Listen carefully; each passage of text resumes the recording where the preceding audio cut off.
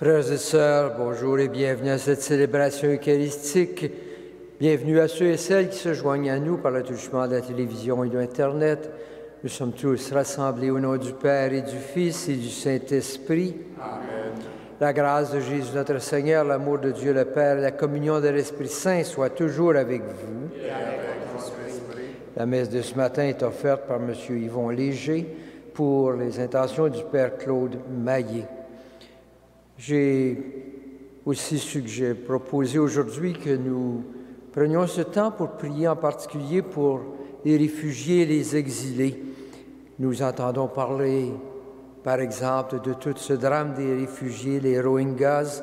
C'est un des groupes plus affectés, mais il y a tellement de groupes de personnes.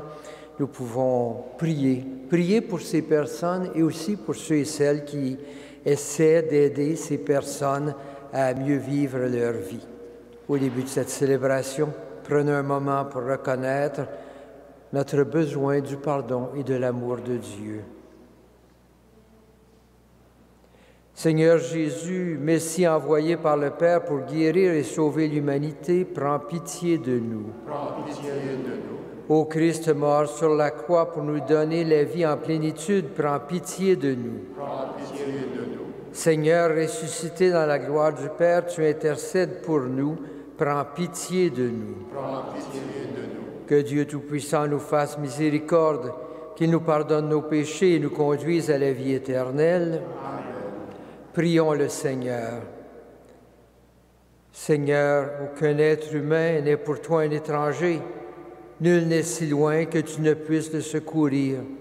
N'oublie pas les réfugiés, les exilés, les enfants séparés de leur famille, que prennent fin leurs souffrances, et donne-nous, pour accueillir ceux que le monde rejette, l'amour et le respect que tu portes par Jésus-Christ notre Seigneur, qui vit et règne avec toi dans l'unité du Saint-Esprit pour les siècles des siècles. Amen.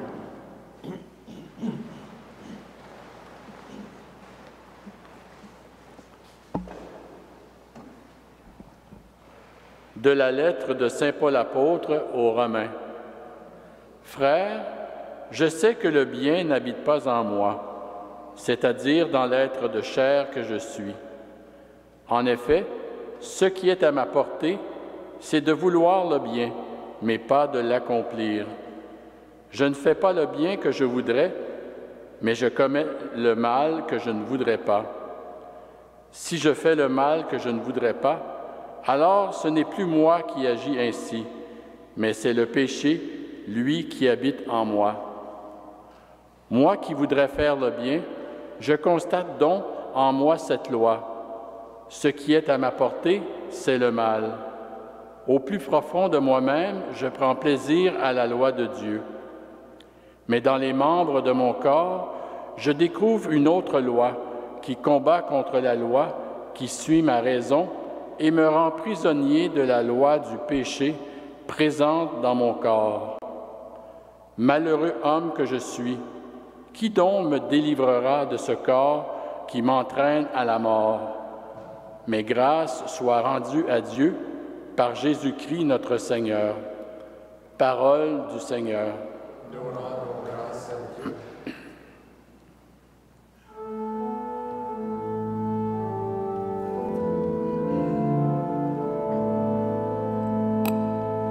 Seigneur,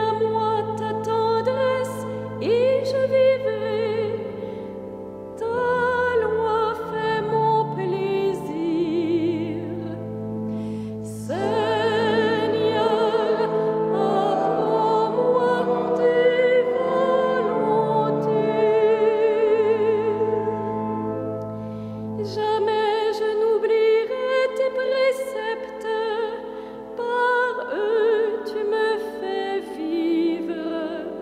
Je suis à toi, sauve-moi, car je cherche tes préceptes. Seigneur, apprends-moi tes volontés.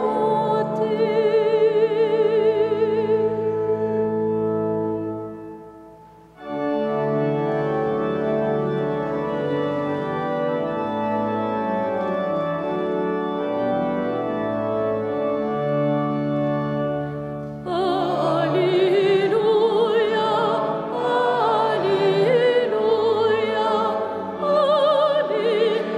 Alléluia. Tu es béni, Père, Seigneur du ciel et de la terre. Tu as révélé aux tout-petits les mystères du royaume. Alléluia, Alléluia, Alléluia.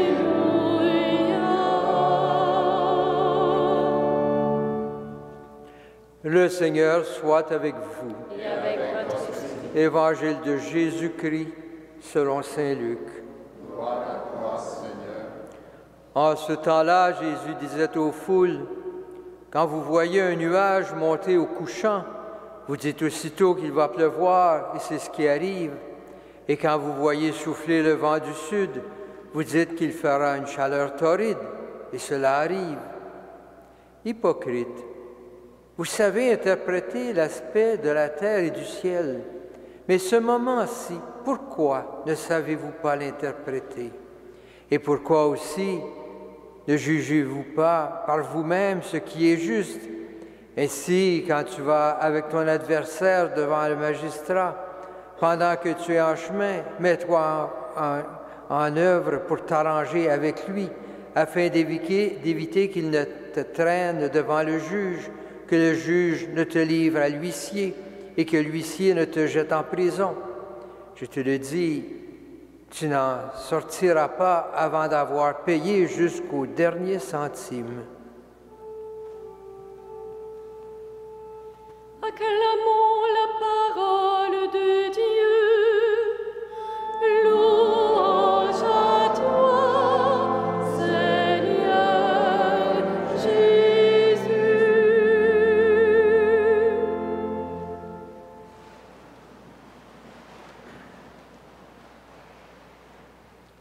Frères et sœurs, dans ce texte d'Évangile, Jésus pose deux questions à ses interlocuteurs. Il leur demande d'abord, ce moment, pourquoi ne savez-vous pas l'interpréter? Et il poursuit avec une deuxième question, pourquoi aussi ne jugez-vous pas par vous-même ce qui est juste? Arrêtons-nous un moment pour mieux saisir le sens de cette première question qui nous interpelle aujourd'hui. Ce peuple auquel Jésus parle, ce sont surtout des fermiers et des pêcheurs, des gens qui ont besoin de savoir les signes des changements de température, des vents, de la chaleur, des pluies. Ils dépendent de la température pour décider s'ils vont partir à la pêche, s'ils commenceront les semences ou les récoltes. Il s'est développé, et on l'a connu ici aussi, une sagesse populaire concernant le climat. Les gens savaient interpréter les signes des temps, mais le peuple qui avait entendu les prophètes parler de la venue du Messie avait depuis longtemps oublié ces promesses et savait-il lire les signes des temps qui arrivent?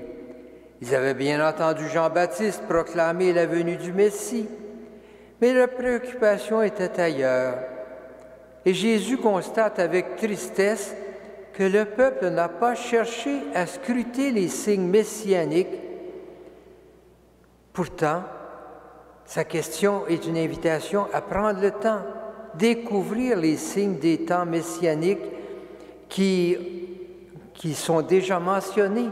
Si nous revenons au début de l'évangile de Luc, puisque c'est cet évangile-là que nous lisons aujourd'hui, Jésus, dans sa première déclaration, indique quels sont les signes des temps. Il revient avec ce texte d'Isaïe qu'il proclame en disant que les gens seront libérés de leur esclavage, que les aveugles verront. Et à la fin de ce message qu'il donne, il dit « Ces temps sont arrivés parmi vous ». Jésus a déjà annoncé quels sont les signes des temps. Et là, il regarde la foule et dit « N'avez-vous rien compris? N'êtes-vous pas capable de voir les signes des temps messianiques? » Depuis ce premier discours, Jésus a montré par sa présence ces signes du royaume, quand les possédés sont libérés de leur joug, les aveugles guéris. Les gens ont vu ces signes, mais ils n'ont pas su découvrir que les temps messianiques sont arrivés. Par cette question, Jésus invite donc ses contemporains à s'arrêter, à découvrir les signes de la présence messianique qui est au milieu d'eux. Sa question est une critique, sans doute, de l'aveuglement des pharisiens, des gens autour de lui, mais c'est surtout une invitation, un appel pressant. Ouvrez les yeux, regardez, les signes des temps sont des signes de la venue du Messie. Sachez interpréter ces signes des temps comme dans la sagesse humaine, vous savez interpréter les signes de la chaleur, des vents qui annoncent la pluie ou le beau temps. Les signes des temps. Quand le pape Jean XXIII a lancé cette grande opération qui est Vatican II, il a repris cet appel.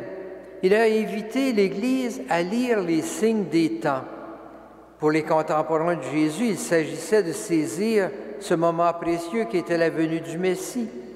Pour le pape Jean XXIII, c'était une invitation à découvrir la présence de Dieu, du Seigneur, dans le monde qui les entoure. Savoir lire les signes de sa présence dans un monde qui, au moment du Concile, semble un peu s'éloigner de la présence de Dieu.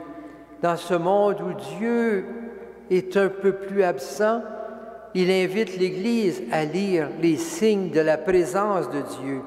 Il s'agit maintenant de saisir la présence discrète, même parfois cachée, d'un Dieu présent dans le monde dans lequel nous vivons.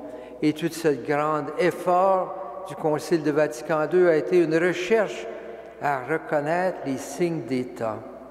Et la question se pose à nous aujourd'hui comme à toutes les époques, puisque nous avons tous à découvrir le Seigneur qui se révèle à nous, qui nous invite à découvrir sa présence cachée au cœur de notre monde. Alors que nous prions particulièrement aujourd'hui pour les réfugiés, les exilés, savons-nous lire les signes des temps? Qu'est-ce que Dieu nous révèle à travers ce monde bouleversé dans lequel nous vivons, ce monde violent, ce monde où des millions de personnes doivent s'exiler, vivent parfois pendant des années dans des camps de réfugiés? Quels sont les signes des temps que nous pouvons lire dans cette situation? Et plus près de nous, en regardant la souffrance, les difficultés, la réalité des hommes et des femmes qui nous entourent, savons-nous lire les signes de la présence de Dieu dans notre monde quotidien? Voilà donc que cet appel que nous lance Jésus, la question qu'il pose à son temps, ne savez-vous pas lire les signes des temps? Pourquoi ne savez-vous pas lire les signes des temps? Voilà la question qui nous est posée aujourd'hui et à chaque jour. Savoir voir les signes de la présence de Dieu et les appels de Dieu dans notre monde, dans notre temps.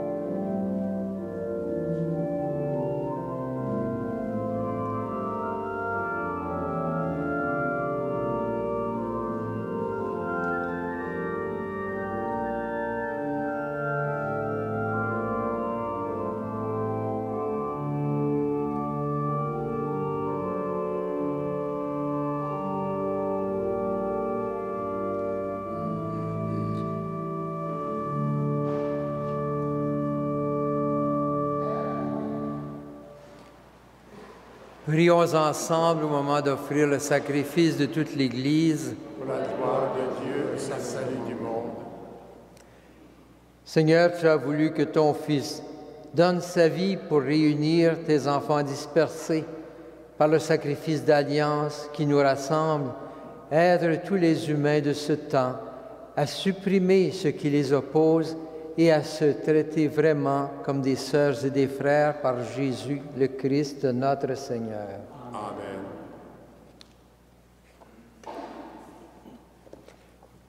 Le Seigneur soit avec vous. Et avec votre esprit, Élevons notre cœur. nous le tournons vers le Seigneur. Rendons grâce au Seigneur notre Dieu. Cela est juste et bon. Vraiment, il est juste et bon de te rendre gloire, de t'offrir notre action de grâce toujours et en tout lieu, à toi, Dieu fidèle, Père des miséricordes. Car tu nous as donné ton Fils Jésus le Christ, notre Seigneur et notre frère. Il a manifesté son amour pour les petits et les pauvres, les malades et les pécheurs. Il s'est fait le proche des opprimés et des affligés. Sa parole et ses actes ont annoncé au monde que tu es vraiment un Père et que tu prends soin de tous tes enfants. C'est pourquoi avec les anges et tous les saints, nous te louons, nous te bénissons, nous chantons l'hymne de ta gloire et sans fin nous proclamons.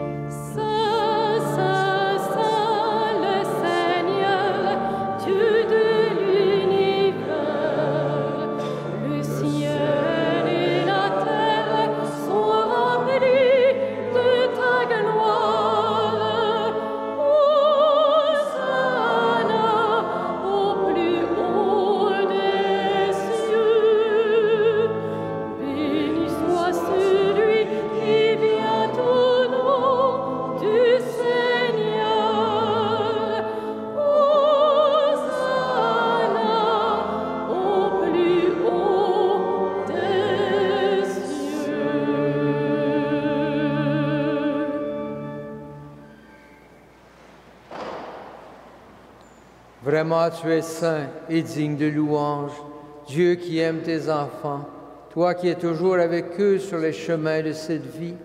Vraiment, ton Fils Jésus est béni, lui qui se tient au milieu de nous quand nous sommes réunis en son nom.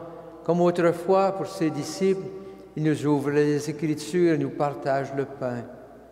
Maintenant donc, Père de toute grâce, nous t'en prions. Envoie ton Esprit Saint afin qu'il sanctifie nos offrandes, que ce pain et ce vin deviennent pour nous le corps et le sang du Christ notre Seigneur.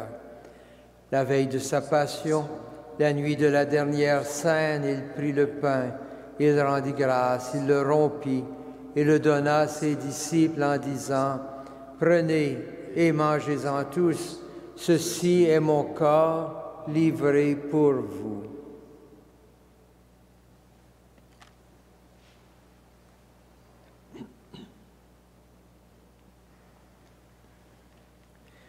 De même, à la fin du repas, il prit la coupe, de nouveau il rendit grâce, et la donna à ses disciples en disant, « Prenez et buvez-en tous, car ceci est la coupe de mon sang, le sang de l'alliance nouvelle et éternelle, qui sera versé pour vous et pour la multitude en rémission des péchés.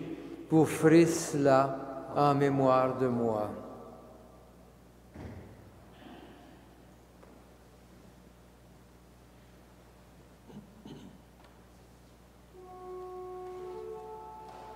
Il est grand le mystère de la foi.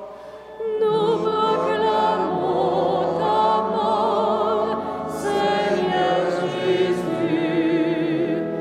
Nous célébrons ta résurrection. Nous attendons ta venue dans la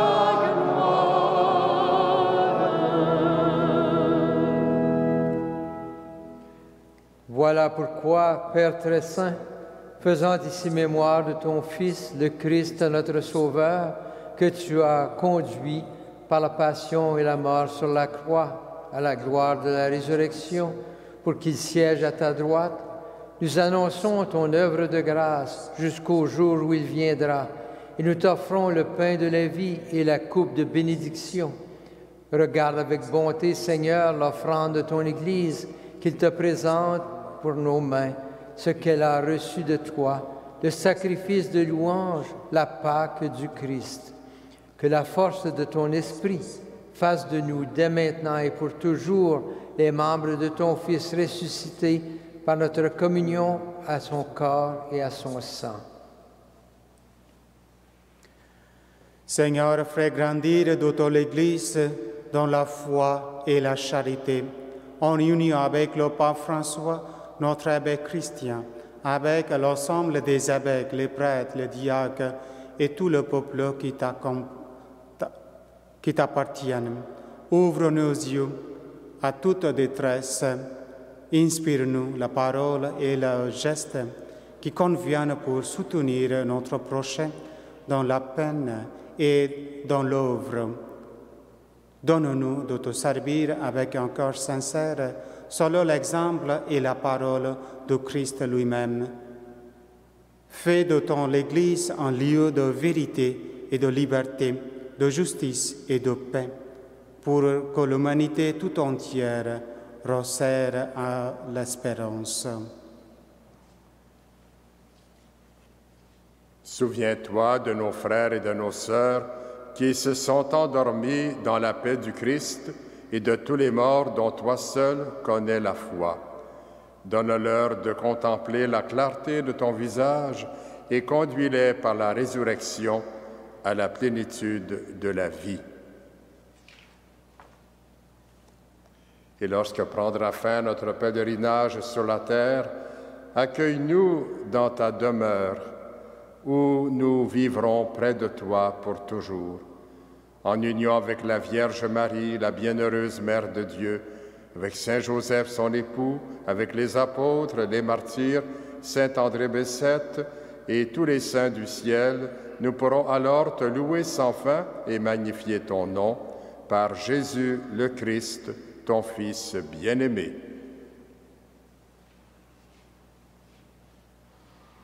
Par lui, avec lui et en lui, à toi, Dieu le Père Tout-Puissant, dans l'unité du Saint-Esprit, tout honneur et toute gloire pour les siècles des siècles. Amen. Unis dans un même esprit et rassemblés autour de la table du Seigneur, prions Dieu notre Père avec les paroles que Jésus nous a données. Notre Père qui es aux cieux, que ton nom soit sanctifié, que ton règne vienne, que ta volonté soit faite sur la terre comme au ciel. Donne-nous aujourd'hui notre pain de ce jour. Pardonne-nous nos offenses, comme nous pardonnons aussi à ceux qui nous ont offensés. Et ne nous soumets pas à la tentation, mais délivre-nous du mal. Délivre-nous de tout mal, Seigneur, et donne la paix à notre temps. Par ta miséricorde, libère-nous du péché. Rassure-nous devant les épreuves en cette vie où nous espérons le bonheur que tu promets et l'avènement de Jésus-Christ, notre Sauveur. Car c'est à toi qu'appartiennent le règne, la puissance et la gloire pour les siècles des siècles. Seigneur Jésus-Christ, tu as dit à tes apôtres, je vous laisse la paix, je vous donne ma paix. Ne regarde pas nos péchés, mais la foi de ton Église. Pour que ta volonté s'accomplisse, donne-lui toujours cette paix et conduis-la vers l'unité parfaite, toi qui règnes pour les siècles des siècles. Amen. Que la paix du Seigneur soit toujours avec vous. Et avec votre esprit.